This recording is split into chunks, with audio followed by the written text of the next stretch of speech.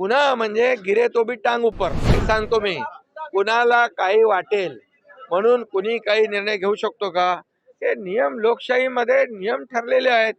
निवडणूक आयोग आहे, घटना आहे आणि संविधान आहे. या सगळ्या गोष्टी आहेत. त्यामुळे हे जे काय रडीचा डाव आहे, हा रडीचा डाव बंद केला पाहिजे आणि या लोकांनी दिलेलं मॅन्डेट एवढ्या मोठ्या प्रमाणावर त्याचं स्वागत केलं पाहिजे. आता मला सांगा, काल शपथ घेतली नाही, ईव्हीएमचा आक्षेप, मग आज शपथ घेतली, मग ईव्हीएमचा आक्षेप दूर झाला का असं म्हणायचं? आणि म्हणून हे सगळं फक्त गेले 2.5 वर्ष आम्ही हेच पाहतोय, आरोप आरोप आरोप. आता जनतेने मॅन्डेट दिले, आता तुमचे म्हणजे आता बोलण्याला काय संधी आहे तुम्हाला? पुन्हा म्हणजे गिरे तो भी टांग ऊपर अशातला प्रकार आहे.